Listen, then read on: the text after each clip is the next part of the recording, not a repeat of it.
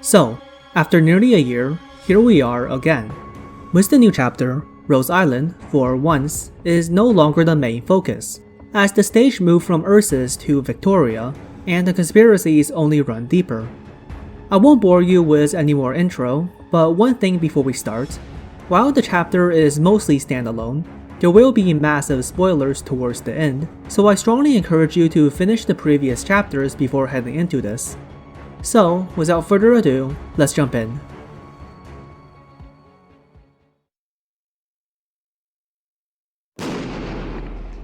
A Victorian assault team raids a warehouse that is suspected to contain illegal Originium products, which may be connected to the mysterious Ghost Squadron that they're looking for. All they find, however, is a panicking boy and crates of vegetables. The team captain, Trumpet, tries to ask the boy some questions, but all he does is spit at them and throw insults.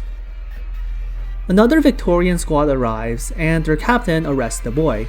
Bagpipe is angry that Trumpet is just going to hand the boy over when the second squad did nothing aside from just following them, but Trumpet reminds her that they're in Knoll County right now, and this squad, being the garrison stationed here, didn't do anything against protocol. Trumpet does ask to participate in the interrogation, and the boy seems afraid to go with the soldiers. The next day, Bagpipe and Trumpet reach the interrogation room at the scheduled time, but the soldier on duty doesn't seem to know anything about their arrest. They suddenly hear singing from inside the room, and find out from the prisoner inside that the boy they arrested yesterday had already been taken away. An adjutant comes to tell them that the boy has been executed for attempting to assault a soldier, and refuses to elaborate further. They realize that the garrison is getting in their way, and they need to find out what's happening themselves. Elite Operator Outcast arrives at Knoll County to scout it out before Rose Island comes. At the local Rose Island office, she meets the operator stationed here along with Jenny, a Victorian ceremonial guard who visits often. Meanwhile, Bagpipe returns to the town where the warehouse is located, and overhears a woman crying about the boy's death, and an angry man who seems to be part of the resistance against the garrison. Bagpipe tries to talk to the woman, but she's very afraid and runs away. A Victorian soldier began yelling at the locals, grieving over the boy's death, to stop congregating and return home, calling them Tala scums. Bagpipe tries to reason with him, but the soldier wouldn't listen to her. The locals start to throw rotten vegetables at them, which doesn't exactly help Bagpipe's case. Jenny, who was trying to return to her barracks, rescues Bagpipe from the vegetable pelting, and she explains the situation here. The Tala people are people from the former Draco King's domain, who have lived here since several hundred years ago. If you recall, the Dracos and Aslans were once at war, but a peace treaty was signed between them, and the Aslans became the new kings of Victoria. Nevertheless, there are frequent conflicts between the Tala people and the Victorians, especially with Victorian laws that discriminate against them. Bagpipe asks Jenny if she has any local friends who can help with her investigations, and Jenny says one of her friends may know something. Trumpet, on the other hand, finally got to meet the commander of the garrison, Colonel Hamilton. Hamilton is one of those classic jaded nationalist commander types. He's angry that Trumpet is butting in where she shouldn't be, and he's angry at the Ghost Squadron that the Tala people support. He tells Trumpet about the soldiers who died because of them, when a soldier comes in to inform him that another 2 defense squads were wiped out. Jenny meets with her friend, Saoirse. Saoirse has been helping the resistance pass messages, but she's afraid of what they will do to the county, and she wants Jenny to help stop them. She gives Jenny an address, and Jenny passes the message to Bagpipe. Following the address, Trumpet and Bagpipe arrive at a ball, hosted by 2 mysterious individuals called Mandrake and Achmoni, and attended by many nobles and affluent people who support the Tala people for one reason or another. However, they didn't realize that they were being followed, and Victorian soldiers led by Hamilton breaks in. Nevertheless, it seems that the military's movements were known in advance. The leader of the Ghost Squadron, who calls himself Dublin, appears, and burns down the entire street with her arts, killing many people.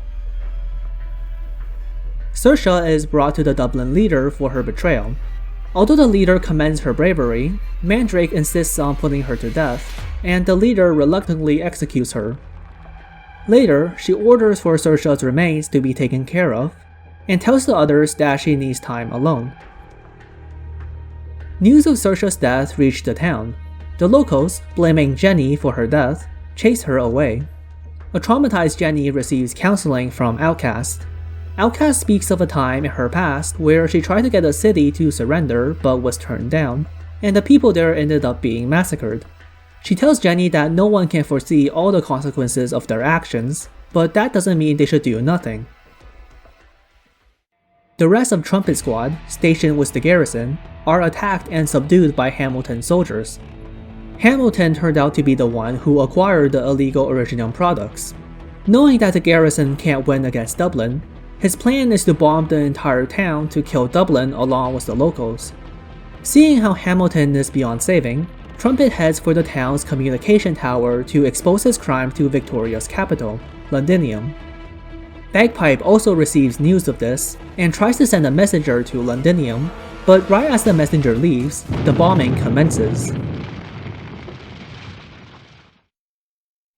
The RI operators and Jenny help evacuate the wounded. An operator finds a girl near the battle zone whose stomach has been impaled by Originium, and Outcast rescues her. Outcast recognizes that the girl is a Draco, and from reading her expressions, realizes that she was being used as a figurehead by Dublin. The girl tries to tell her that it's dangerous to protect her, but falls unconscious. And sure enough, Dublin is already looking for the girl to tie up loose ends. Some Dublin soldiers, searching for the Draco girl, arrive at where the wounded are being treated. The one leading them is revealed to be the one who turned Saoirse in order to secure a position among the ranks of Dublin. Jenny stops him from chasing the infected patients away, and when he tries to threaten her, she's backed by the locals who gather under her flag. While escaping from Dublin forces, Outcast runs into Bagpipe and hands the Draco girl over to her. She says she'll remain here to wait for the enemy commanders, and tells Bagpipe to bring the girl to the operators and to tell them that she's sorry. As Bagpipe leaves, she sees a figure on the roof, and the flames around her begin to turn into a shade of purple. The pursuers are powerful individuals whom Outcast knew from the war she fought in before. After trying to convince her to join them fails, they all attack her, but Outcast draws her revolver, and her arts turns everyone around her and herself into dust. Just as Bagpipe reunites with Jenny and the operators, a light erupts from the street behind her. Despite the bombings, the bulk of Dublin was unaffected. Many officers in the military were already on Dublin's side, Knoll County has been completely taken over, and Hamilton dies fighting in his office. Athlone tells the soldiers to only target Victorian troops. Although their plan was never to help the Tala people, but to reinstate the Draco's rule, for now, they need the locals to believe that they're on their side. Mandrake intercepts Trumpet and her squad as they try to reach the communication tower. Even with Bagpipe's arrival, they couldn't handle Mandrake's arts, and most of the squad are killed. Trumpet orders Bagpipe to use her lance projectile function to fly out with all the intel, so Londinium can know what truly happened in Knoll County. Bagpipe has no choice but to follow the order, and she is forced to abandon her captain.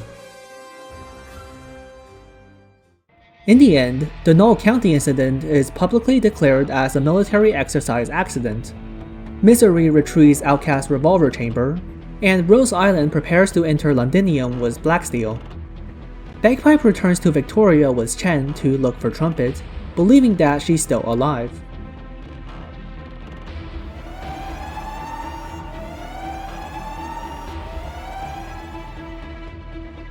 The remnants of Reunion's forces, led by Nine, attacks Rose Island after a long and carefully planned assault. Most of the elite operators are not present on board, and Closure's security system was hacked by her old friend Dijkstra. Nine breaks open Tallulah cell, demanding her to go with them. They need an answer for all the death her betrayal has caused. Although Amia and Calcid try to stop them, Tallulah decides that she's responsible to give Reunion a response, and uses her flames to push back Monster, while Nine's flower arts puts Amia to sleep. They board an aircraft and escape. Nine tells Tallulah that Victoria's infected are beginning to act, and considering that she's a Draco, things aren't as simple as just executing her. They will be heading to Victoria in a few months, and Tallulah says she'll need to stay in Ursus during this time, because there's still an undead evil god here that she needs to burn down. Before departing with Nine, she visits the graves of the Reunion soldiers, and vows to rekindle the fire that needs to be lit. Therese's forces, the most united the Sarkaz has been since the Civil War, gather around Londinium. Although he knows Dublin is trying to take advantage of the Sarkaz, he doesn't care about them as long as they do not disrupt his plans. He tells the Confessarius to keep tabs and report to him on Rose Island's movements, or he can report directly to the Sarkaz King herself.